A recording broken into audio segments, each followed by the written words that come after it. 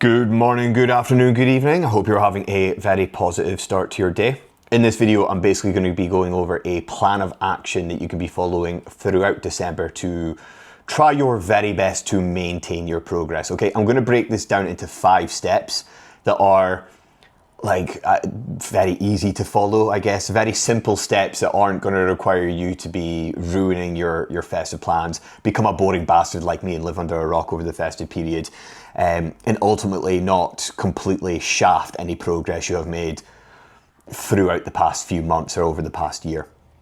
Okay, now step number 1 I've put is just having a better a level of acceptance or understanding.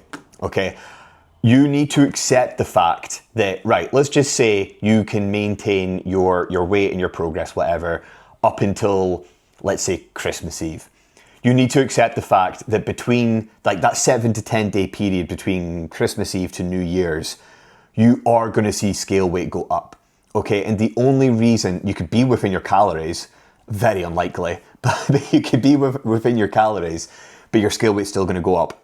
And this is down to things like a higher carbohydrate intake than usual. So for every gram of carbohydrate you consume, your body holds up to 3 milliliters of water. Okay, so if you go from eating 200 grams of carbs to then eating 1,000 grams of carbs, that is obviously a hell of a lot more fluid being held in your body. Okay, there's obviously a massive increase in calories there as well, but that's a very over exaggerated example. On top of that, you've then got higher sodium foods being consumed as well. So a higher salt intake, which is then obviously going to mean more fluid being retained as well on top of that.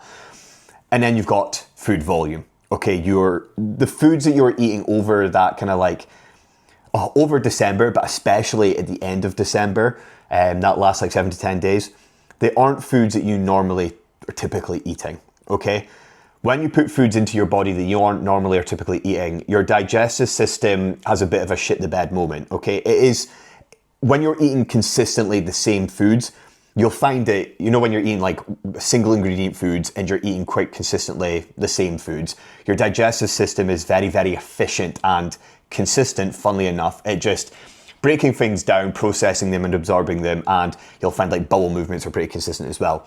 And then let's just say hypothetically you throw a fucking spanner in the works.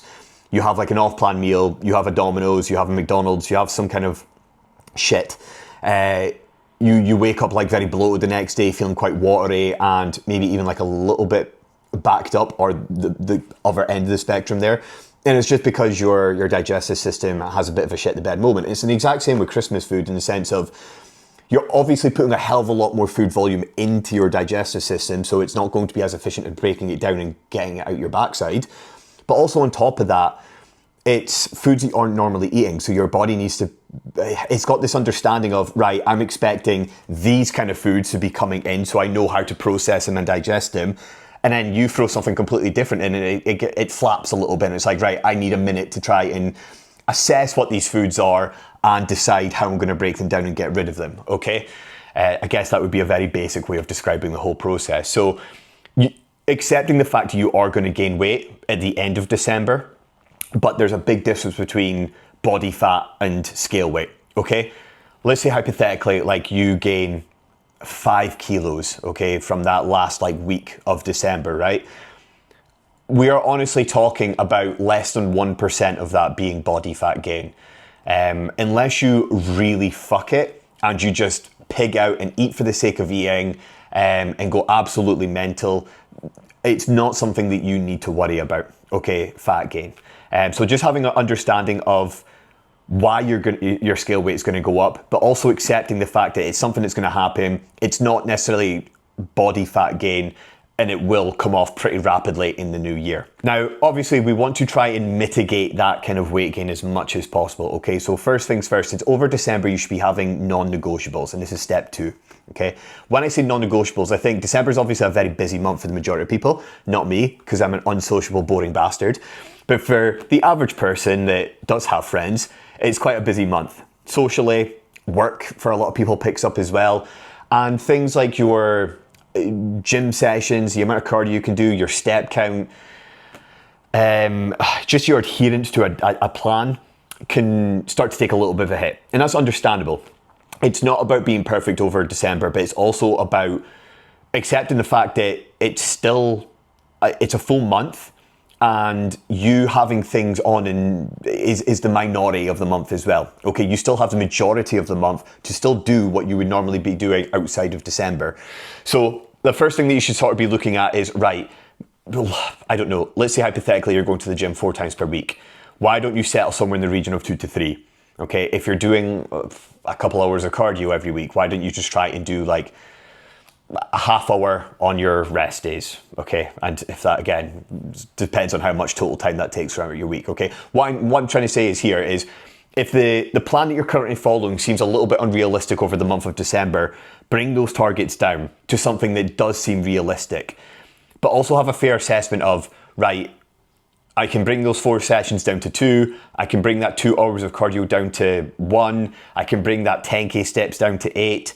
And I can bring my diet adherence to maybe like 80% perfect. Okay, let's just say, this may be a poor example, but 75% perfect. I'm trying to do the math in my head, not doing a good job of it.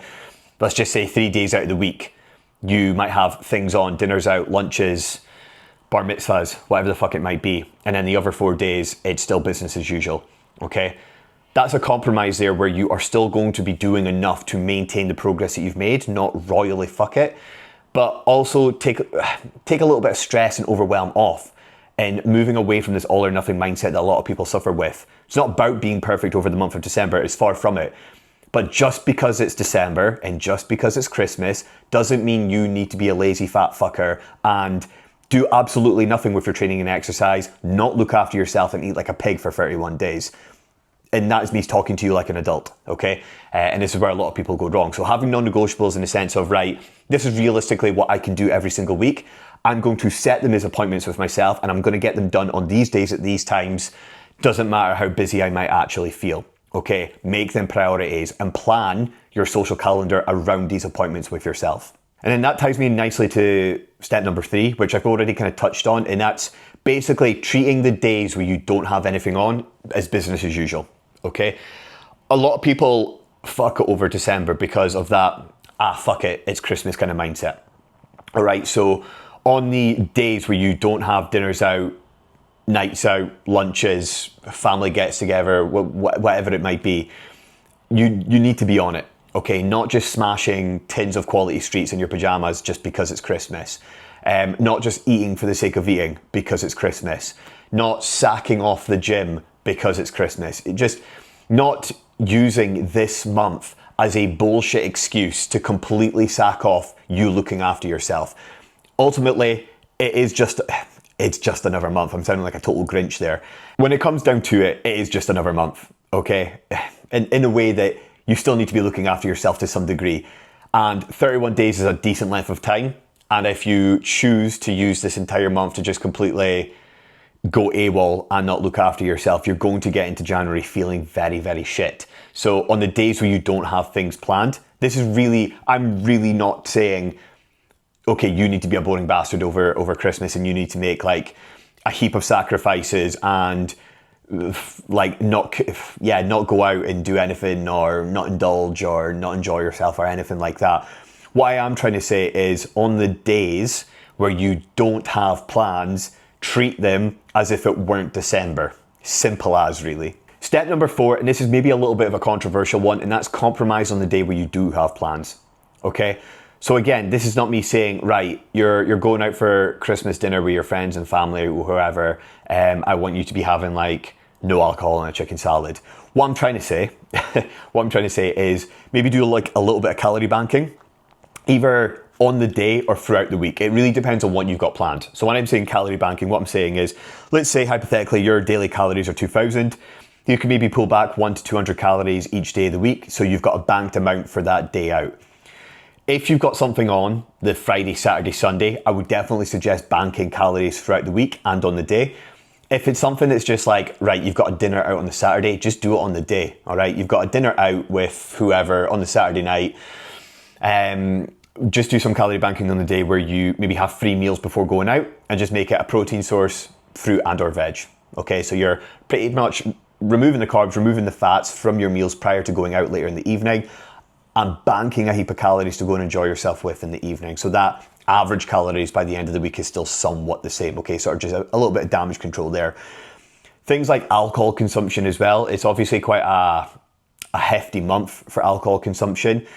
Trying to just limit not just the amount of alcohol that you're having, but actually the type of alcohol you're having as well. So rather than just like slamming pints or cocktails, wine, shots, things like that, try and opt for white spirit diet mixer as much as possible. So gin and slimline tonic, vodka diet coke, gin and soda, vodka soda, that kind of thing.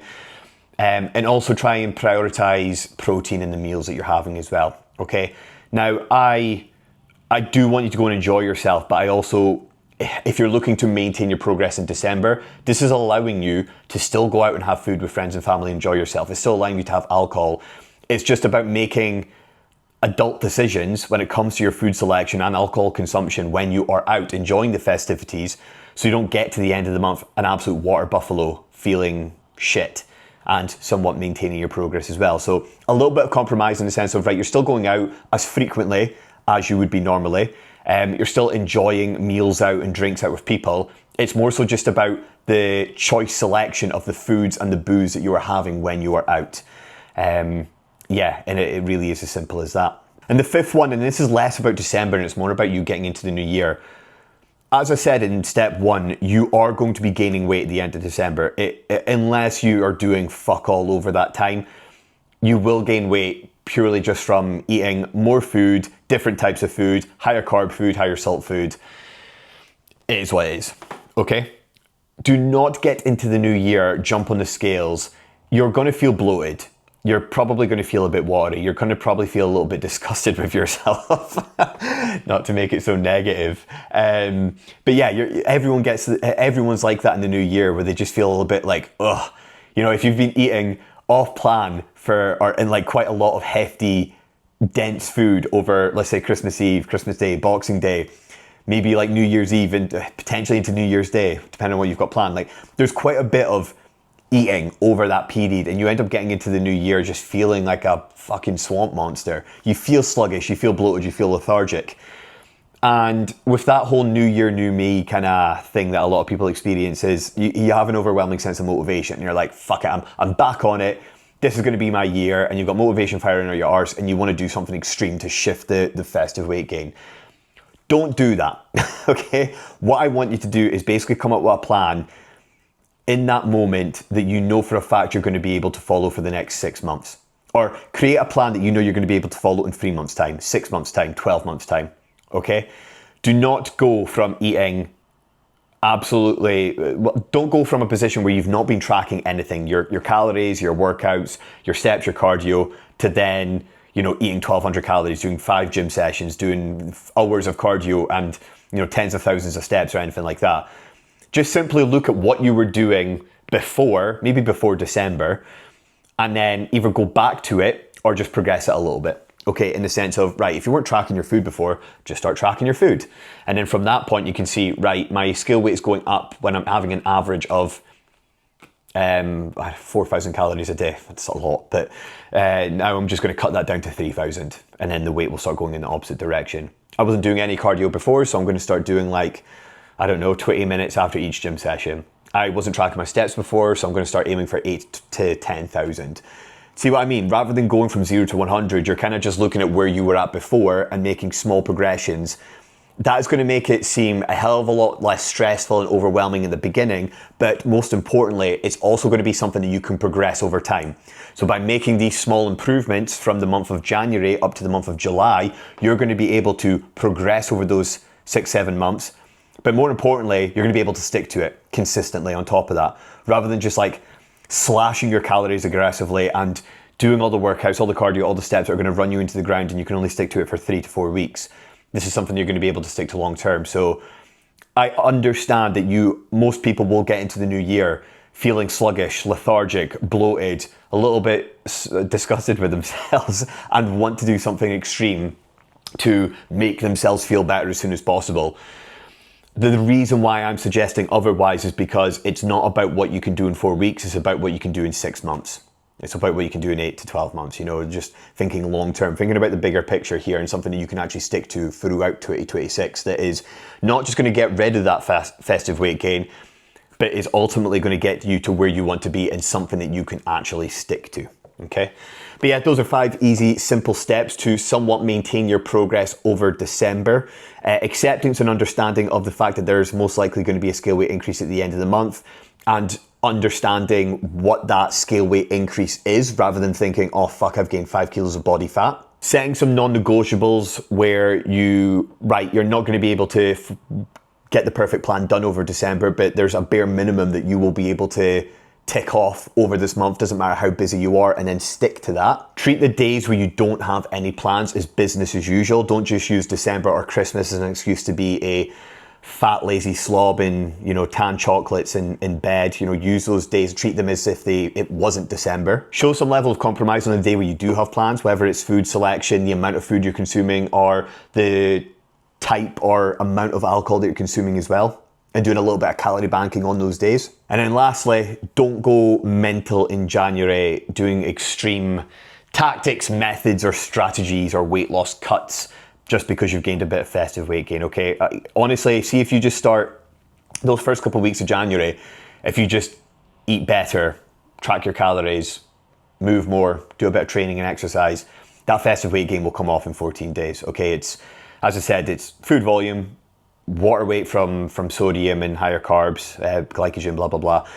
That shit comes off relatively quickly if you make sure that things are tidied up over those 14 days. So it's absolutely no stress there. But hopefully you've enjoyed this. Any questions, feel free to leave a comment in the video below, give me a message on Instagram, and I'll catch you in the next one.